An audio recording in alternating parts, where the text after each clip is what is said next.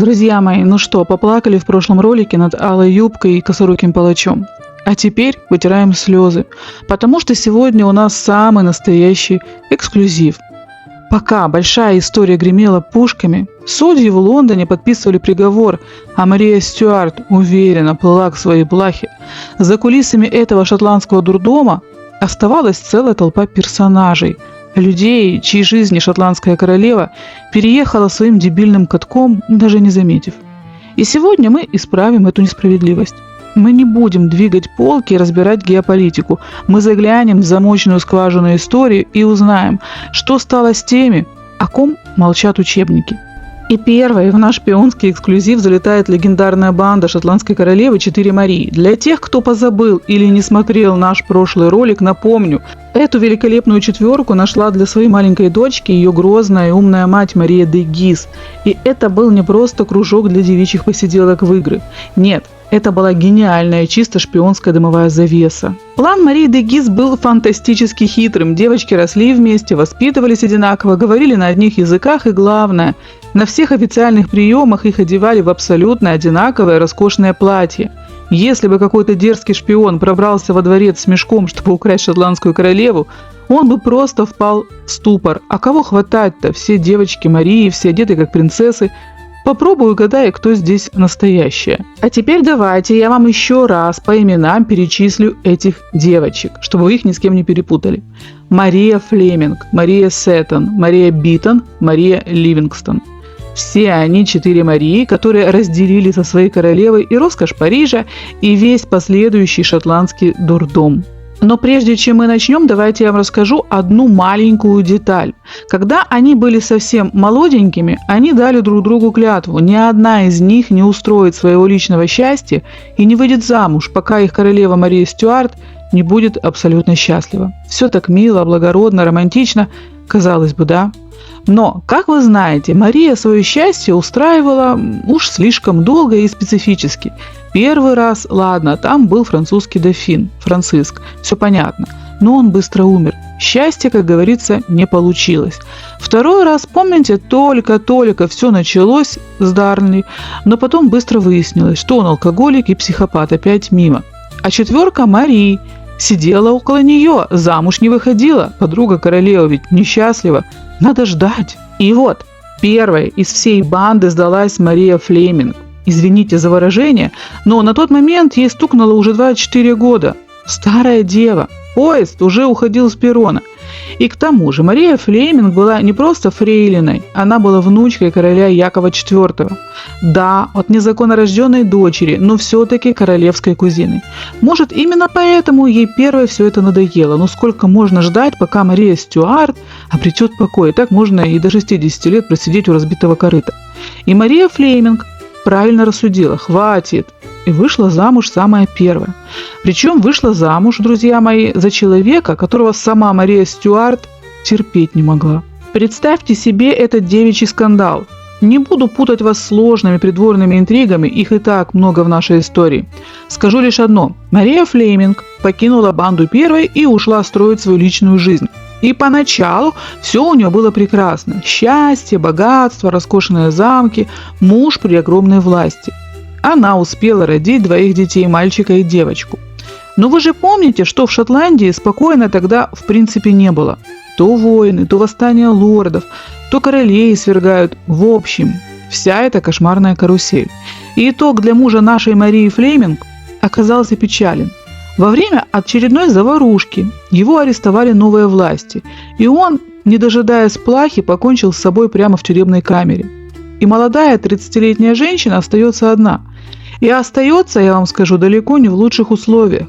Безжалостные шотландские лорды объявили ее покойного мужа изменником и отобрали у Марии Флеминг абсолютно все – земли, дома, деньги и даже личные фамильные драгоценности.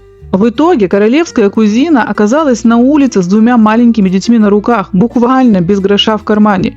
Ей не за что было купить кусок хлеба. Остаток жизни она провела в жуткой бедности, одиночестве и депрессии, пытаясь отсудить у государства хоть какую-то копейку, чтобы прокормить детей.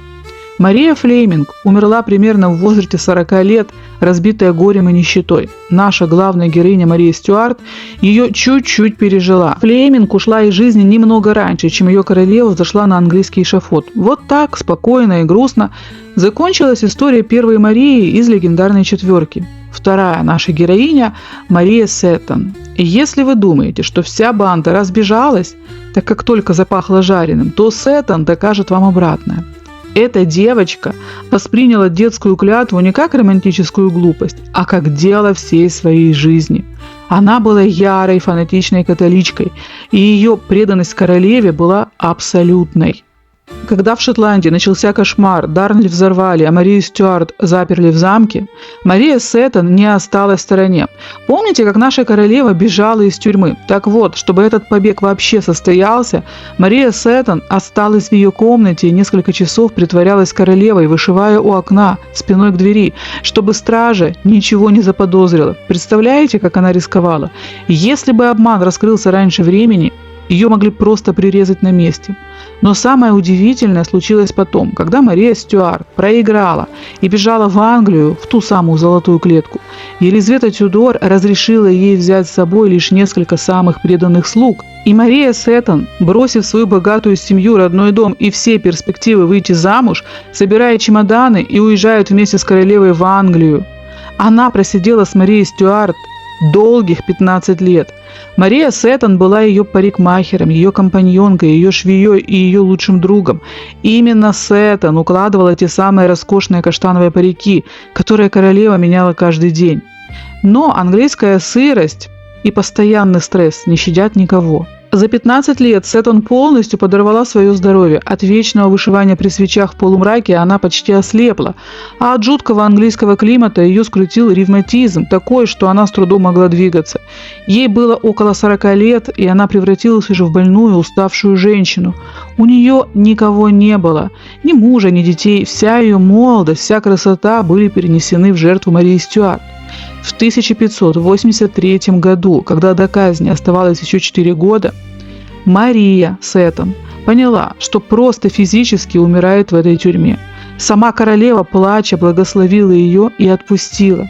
Мария Сеттон уезжает во Францию. Но куда идти 40-летней, больной, одинокой женщине, у которой нет ничего, кроме воспоминаний? Она уходит во французский монастырь в Реймсе. Там она и узнала, что ее любимой королеве в итоге отрубили голову. Можно только представить, какой это был удар для женщины, которая отдала Марии всю свою жизнь. Мария Сеттон прожила в монастыре очень долго. Она пережила и Флеминг, и Марию Стюарт, и умерла в возрасте 73 лет. Третья из нашей четверки – это Мария Биттон. При шотландском дворе она официально считалась самой красивой девушкой, самой начитанной и самой остроумной. Мужчины вокруг нее укладывались просто штабелями. Когда девочки вернулись из Парижа в Шотландию, в Эдинбурге сидел английский посол по имени Томас Рэндольф. Это был хитрый, взрослый и прожженный дипломат, которого Елизавета Тюдор прислала вынюхивать секретики. Рэндольф терпеть не мог шотландцев, но когда он увидел Марию Биттон, у него напрочь сорвало крышу. Посол влюбился в нее как мальчишка. Мария Стюарт подмигнула подруге: «Машка, давай, подыграй ему». Красавицу Биттон шотландцы использовали как наживку. Она кокетничала с послом, играла с ним в настольные игры, гуляла по саду, а влюбленный англичанин за один ее взгляд сливал ей важные государственные тайны Лондона. Посол даже писал в письмах Елизавете: «Мария Биттон – это лучшее, что есть в Шотландии». Биттон крутила им как хотела, но замуж за него, конечно, не собиралась. Когда игра закончилась, она просто помахала послу ручкой. В апреле 1566 года, когда ей было 23, Мария Биттон понимает, что королевский двор напоминает цирк, шапито. Мария Стюарт как раз была замужем за Дарнли. И Биттон решает: так, девки, шпионские игры – это, конечно, весело, но я хочу устраивать нормальную человеческую жизнь. Она заявляет, что нарушает клятву девственности ради королевы и выходит замуж за богатого шотландского аристократа Александра Гелви. И в отличие от Флеминг, которая выбрала опасного шпиона, Маша Биттон выбрала себе нормального, адекватного мужчину с землями и деньгами. Свадьбу сыграли пышно, и Мария Биттон официально покинула банду, уехав с мужем в его поместье, подальше от столицы. На прощание она была рядом с королевой в замке, когда та рожала своего сына Якова. В этом спокойном браке Мария Биттон прожила прекрасную жизнь. Она родила как минимум 2 сыновей и дочь. Она не голодала, не сидела в подвалах, а просто занималась воспитанием детей в своем тихом, уютном замке на севере Шотландии, пока ее подругу Марию Стюарт возили по английским тюрьмам. Биттон прожила неплохую сравнительно жизнь. Она умерла в возрасте 54 лет в 1957 году. По меркам 16 века очень солидный возраст. Она оставила после себя детей, внуков и кучу потомков, которые по сей день живут в Шотландии. Но, друзья мои, тут есть один потрясающий, чисто шотландский юмор, кармический юмор, я бы даже так сказала. Помните того сумасшедшего графа Ботвелла, третьего мужа Марии Стюарт? Так вот, чтобы жениться на королеве, Ботвелл развелся со своей женой. И что же было дальше? Наша Маша Биттон умирает в возрасте 54 лет, а ее муж, Александр Огилви, остается богатым, видным вдовцом. И вот тут он встречает на своем пути леди Джин Гордон. А кто у нас леди Джин Гордон? А она та самая жена Ботвелла. И вот он берет ее в жены, бывшую жену Ботвелла. 4-я из нашей компании – это Мария Ливингстон. Во Франции и Шотландии ее обожали за невероятно легкий, веселый и компанейский характер. Она была душой любой компании, обожала танцы, верховую езду и стрельбу из лука. В марте 1565 года, когда ей было 23, она выходит замуж. Выходит замуж по огромной любви за парня Джон Сэмпл. Джон не был великим лордом или шпионом, он был обычным придворным англичанином. Шотландские аристократы ворчали, что Ливингстон нашла себе мужа не по статусу, но Марии было плевать. Сама королева Мария Стюарт так любила эту подругу, что лично устроила той роскошную свадьбу, оплатила из казны шикарный пир, подарила баснословно дорогое платье из парчи и отсыпала молодым кучу земель. Сама королева благословила ее на выход из банды. И это было самое гениальное решение в жизни Марии Ливингстон. Как только она вышла замуж, она тут же дистанцировалась от королевского двора. Она уехала в поместье, забаррикадировалась там и начала просто радоваться жизни. Когда через пару лет в Эдинбурге начался кромешный ад, Дарли взлетел в воздух, Марию Стюарт свергли. Маша Ливингстон сидела у себя дома, нянчила детей и в ус не дула. В этом счастливом браке она успела родить 4 сыновей и 1 дочь, 5 детей. Конечно, шотландский дебильный каток гражданской войны попытался задеть ее. Новые власти Шотландии как-то пришли к ее мужу и начали угрожать пытками и тюрьмой, требуя вернуть те самые земли и драгоценности, которые им когда-то подарила королева. Но Ливингстон оказалась бабой с характером. Мужа отстояла, суды выиграла, имущество сохранила и лордов послала лесом.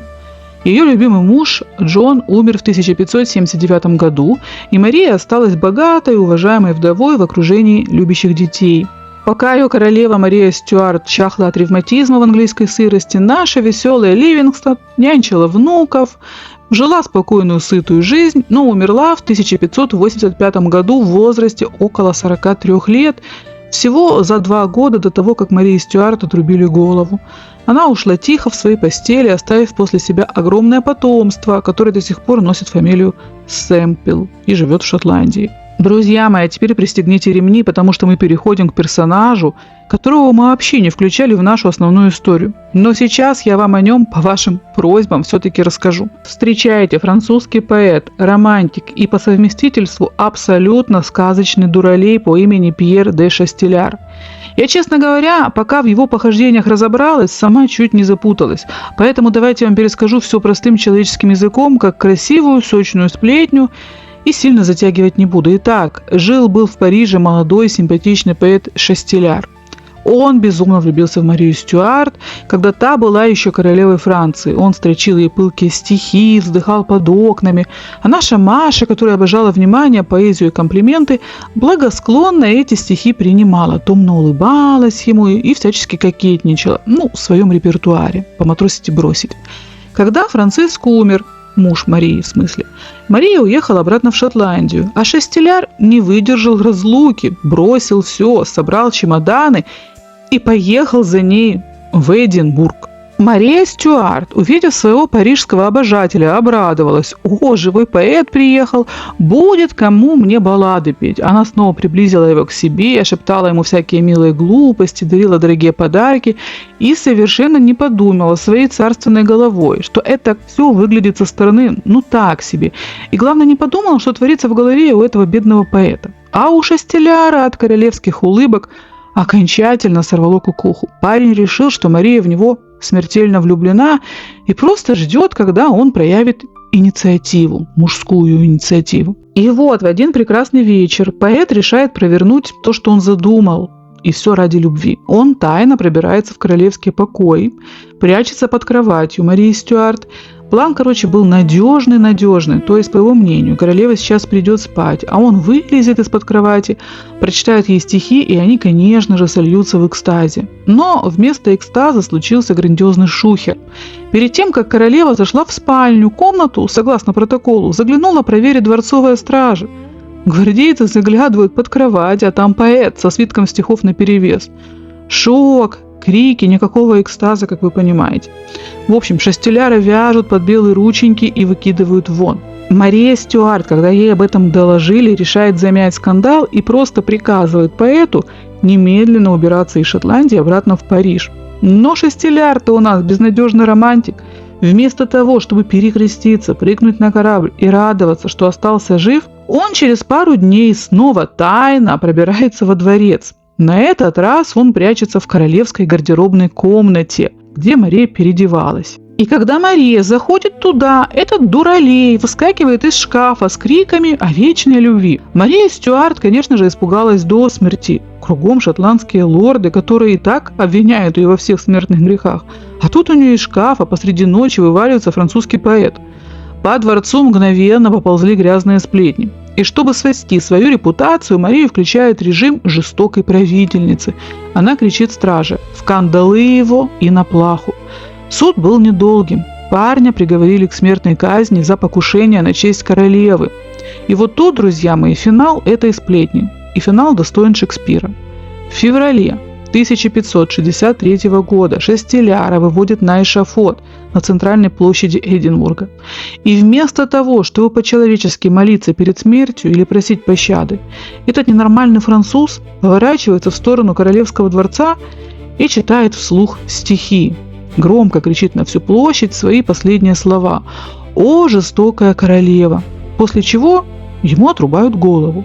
Вот так, друзья мои. Парень просто начитался рыцарских романов, не понял намеков, залез под королевскую кровать и в итоге потерял голову в самом буквальном смысле этого слова. Еще одна глупая, романтическая и чисто марийская жертва на алтаре ее шотландского дурдома.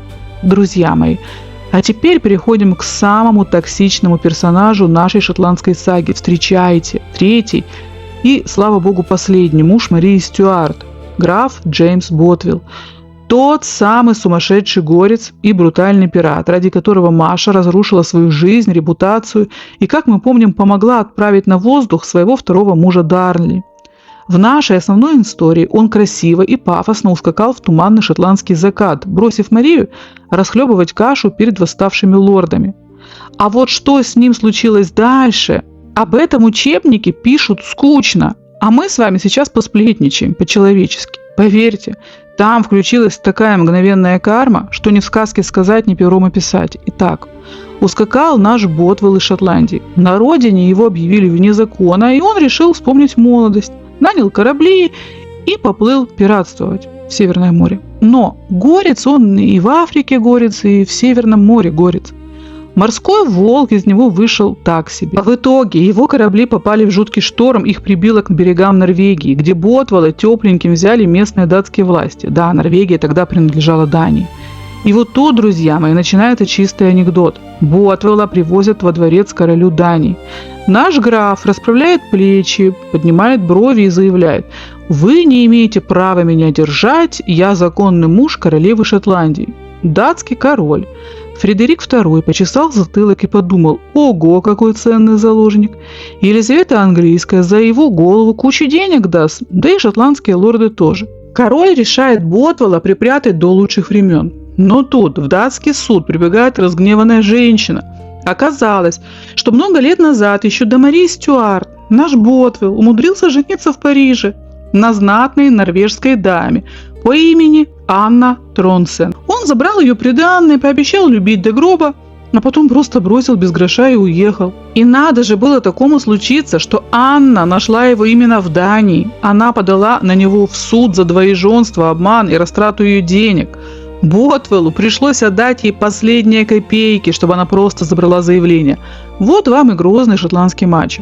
Но самый страшный финал ждал его впереди. Датскому королю надоело торговаться с Англией из-за Ботвелла. И в 1573 году его перевезли в самый мрачный, холодный и сырой замок Драксхольм и заперли там в одиночной камере в режиме максимальной изоляции.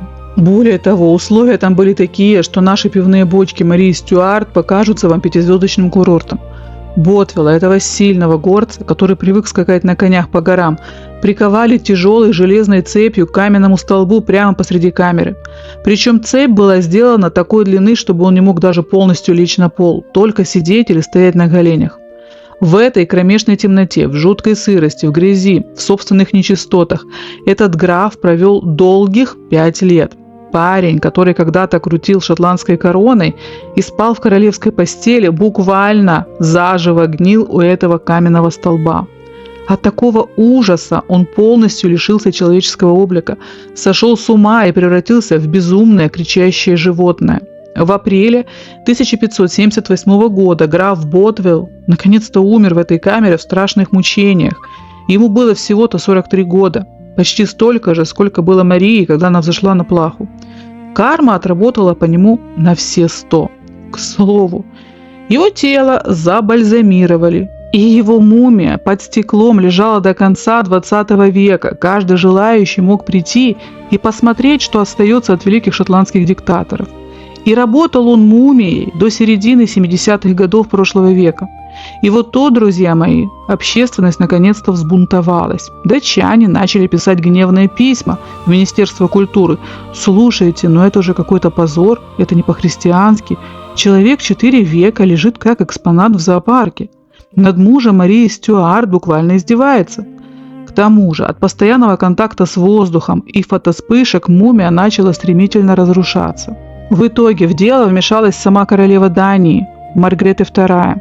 В 1976 году Министерство культуры выделило деньги. Ботвеллу соорудили закрытый солидный каменный саркофаг в стиле XVI века, опустили туда стеклянный гроб, закрыли тяжелой плитой и окончательно замуровали в подземном склепе той же самой церкви. Так что шоу «За стеклом» наконец-то закончилось. Ботвелл обрел свой окончательный покой спустя почти 400 лет работы музейным экспонатом. Вот вам и посмертная слава великого шотландского горца. Друзья мои, а теперь мы переходим к самой романтичной, шпионской и по-настоящему кинематографичной части нашего спецвыпуска. Встречайте! 2 шотландских пацана, 2 рыцаря без страха и упрека, которые провернули культовую спецоперацию по спасению Марии Стюарт. Чтобы вы понимали всю соль этой истории, эти парни жили в логове врага. И этот замок принадлежал клану Дугласов, а управляла им старая леди Маргарет, мать регента Морея, незаконно рожденного брата Марии Стюарт, который королеву сверг и запер в этом замке. То есть Машу посадили в тюрьму к ее злейшим врагам. Но шотландская королева, несмотря на свои 25 лет и статус уставшей женщины, все еще умела включать женские чары на полную мощность. Она умудрилась влюбить в себя 2 парней в этом замке. И начнем мы со старшего. Встречайте, Джордж Дуглас. Джордж был младшим сыном хозяйки замка и, соответственно, родным братом регента Морея. Молодой, горячий, благородный парень. Ему поручили охранять Марию Стюарт. Но как только он начал ежедневно заходить к ней в покой, приносить еду и передавать книги, у парня напрочь слетела крыша. Джордж влюбился в опальную королеву по самые уши. Мария, естественно, это заметила и начала тонко подыгрывать влюбленному мальчику. Томно вздыхала, намекала, что если он ее спасет, то ее преданные лорды его озолотят, а может... А может, кто знает, она даже сделает его своим новым мужем и королем Шотландии. У Джорджа от таких перспектив окончательно закружилась голова. Парень забросил все дела и начал прямо под носом у собственной мамы готовить план побега. Но первая попытка сорвалась, и мальчика с позором выгнали из дома. Но влюбленный Джордж не сдался. Оказавшись на свободе, он не уехал домой, а затаился на берегу того самого озера. Он стал связным между Марией и ее верными лордами, которые собирали армию в тумане. Именно Джордж Дуглас готовил лошадей и ждал на берегу, координируя вторую, уже успешную попытку побега, которую внутри замка должен был завершить его сообщник, второй влюбленный мальчик. А как сложилась жизнь Джорджа после этого? Когда Мария Стюарт проиграла все и бежала в Англию, Джорджу тоже пришлось бежать из Шотландии. Родной брат-регент Морей такую измену клану простить не мог. Джордж уехал во Францию, где его приняли как героя. Он стал крутым дипломатом, шпионом и всю свою жизнь, представляете, всю жизнь посвятил тому, чтобы вытащить Марию из английской тюрьмы. Он застал время, когда сын Марии Стюарт Яков вырос и стал королем Англии. Более того, Яков помнил, кто спас его маму, поэтому на старости лет Джордж смог спокойно вернуться в Шотландию. Он даже женился, приобрел земли и стал уважаемым, богатым дедушкой. Но шотландские сплетники шептали, что до конца дней, когда старый Джордж Дуглас выпивал лишний кубок Эля, он начинал со слезами на глазах вспоминать, как пацаном сидел в лодке посреди ночного озера и ждал свою прекрасную королеву. Умер он в глубочайшей старости в 1625 году. Ему было 81 год. А теперь, друзья мои, давайте перейдем ко второму мальчику, который остался внутри замка. И вот эта история просто готовый сценарий для голливудского блокбастера. Встречайте Уилли Дуглас, которого все в замке так и называли «маленький Вилли». На момент этих событий Уилли было всего 16 лет. Он был сиротой и приходился дальним родственникам, а поговаривали, что незаконнорожденным сыном хозяину замка. Его держали при дворе на побегушках: принеси, подай, налей вина лордам. Молодой мальчишка был абсолютно незаметен, такой себе дворцовый призрак. И когда старшего брата Джорджа с позором выгнали из замка за любовь к королеве, Мария Стюарт поняла, ее единственный шанс на спасение – это наш 16-летний Уилли. Она посмотрела на него своими красивыми глазами, погладила по голове, и все, парень пропал. Он влюбился в Марию той самой чистой, первой и отчаянной юношеской любовью. Уилли сказал королеве: «Я вытащу вас отсюда, даже если мне придется сжечь этот замок к чертям». И вытащил. Историю об этом я рассказывала ранее, а теперь о том, как сложилась жизнь этого мальчика. В отличие от старшего брата, который уехал во Францию, Уилли Дуглас проявил какую-то собачью преданность. Он не бросил Марию Стюарт, когда ее армию разбили. Он поехал за ней в Англию. Этот парень добровольно сел вместе с ней в английскую тюрьму. Он просидел с Марией в замках все 19 лет. Он превратился из 16-летнего пацана в 35-летнего мужчину прямо на глазах у королевы. Уилли подавал ей нитки для вышивания, читал книги, делил с ней еду, отгонял английских шпионов. И он стоял прямо у эшафота, когда палач Булл заносил топор над Марией. Уилли Дуглас плакал навзрыд, уткнувшись в плащ. После казни Елизавета Тюдор посмотрела на этого измученного человека и отпустила его, мол, иди, твоя королева мертва. Уилли уехал во Францию. Французский король был настолько восхищен историей этого шотландского мужчины, что выделил ему огромную пожизненную королевскую пенсию. Уилли Дуглас прожил остаток дней в Париже, в тепле, сытости и уважении, но так никогда больше и не встретил женщину, которая могла бы сравниться с его далекой погибшей шотландской королевой. Он умер в возрасте 43 лет. Конечно, друзья мои, после нашего прошлого ролика о казни Марии Стюарт, многие из вас в комментариях задают один и тот же вопрос. А что случилось с собачкой? С той самой маленькой баллонкой, которая во время казни пряталась под пышными алыми юбками, а потом сидела в луже крови и наотрез отказалась уходить от своей обезглавленной хозяйки. Знаете, в исторических архивах на этот счет есть две версии. Я расскажу вам обе, а вы сами решите, какая вам ближе. Хотя я сразу скажу, в какую версию верю я и какая мне больше лично нравится. Итак, первая версия, официальная. Именно ее зафиксировали в своих мрачных отчетах английские хроникеры. Согласно этим бумагам, песика силой оттащили от тела королевы, отмыли от крови и попытались накормить. Но маленькое преданное существо наотрез отказалось от еды и воды. Собачка просто тихо лежала, уткнувшись носом в лапы, и через несколько дней, к сожалению, умерла от тоски и разбитого сердца, уйдя вслед за своей хозяйки. Историки считают эту версию самой правдивой. Но, друзья мои, мы же с вами любим сказки со счастливым концом, верно? Поэтому давайте перейдем ко второй версии. Эксперты в нее верят неохотно, но в шотландских и французских кулуарах ее пересказывали шепотом и большой надеждой. Согласно этой легенде, верную собачку забрала никто иная, как Мария Сеттон, та самая преданная фрейлина из нашей банды 4. Французские слуги тайно вывезли песика из жуткого замка и переправили через Ла-Манш прямо во Францию, в город Реймс. Ведь именно в Реймсе Мария и жила в местном монастыре. И там, среди залитых солнцем знаменитых реймских виноградников, этот маленький четвероногий рыцарь прожил долгую, сытую и очень счастливую собачью жизнь. Песик гулял по старинным улочкам, грелся на солнце, а по праздникам, возможно, даже краем глаза видел пышные коронации французских королей в Великом Реймском соборе. Живой, трогательный символ абсолютной верности на обломках этой истории. Знаете, эксперты пусть спорят в своих кабинетах дальше, а я лично выбираю верить именно во вторую версию. И у меня есть для этого очень личные причины. Дело в том, что я очень часто бываю в Реймсе по работе. И гуляя по тамошним мостовым, я периодически сворачиваю на улицу, которая так и называется – улицы Марии Стюарт. И знаете, кого я там постоянно встречаю? Маленьких пушистых собачек точно такой же породы. Они не спеша прогуливаются мимо старинных домов, иногда останавливаются и с какой-то необъяснимой вековой генетической тоской смотрят вверх прямо на табличку с названием улицы. Я смотрю на них, улыбаясь, и каждый раз думаю, ну а кто еще может быть? Это же они, далекие потомки той самой верной королевской баллонки. Кровь не водится, и вековая преданность просто так не исчезает. Она остается жить на улицах Реймса. Но в нашей шотландской истории был еще один персонаж, немножечко мрачный и зловещий.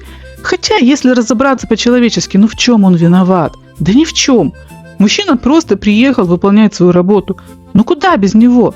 Давайте я вам расскажу его историю, потому что шлейф этой казни тянулся за ним до конца его дней. Итак, тот самый лондонский палач Булл. Человек, который вошел в историю как исполнитель казни Марии Стюарт. После казни его жизнь превратилась в сущий ад на человеческом языке. Он в один день стал главным изгоем и посмешищем. 3 страшных удара топора, улетевший парик, катающаяся по эшафоту седая голова. В его ремесле XVI века это считалось абсолютным позорным браком и верхом криворукости. Коллеги-палачи буквально тыкали в него пальцами в лондонских тавернах, а обычные люди, даже ярые протестанты, ненавидевшие Марию, плевали ему вслед на улицах и крестились от ужаса, считая его проклятым святотатцем. Поговаривали, что после той ночи у Булла начались серьезные проблемы с головой. Мужчина беспробудно пил, пытаясь заглушить кошмар дешевым элем. И в итоге тихо спился и умер в нищете через несколько лет после казни Марии. Его даже похоронили на отшибе кладбища для бедняков. Но самое ироничное, друзья мои, это вот что. В народе появилась историческая байка, будто именно из-за этого случая английский сленг подхватил его фамилию, и слово «булл» стало означать неуклюжего дурака. Насколько это правда, я не знаю, давайте оставим это спорить ученым, но согласитесь, звучит как идеальная карма. А ведь мужик просто переволновался на работе перед королевой. Вот вам и профессиональная слава.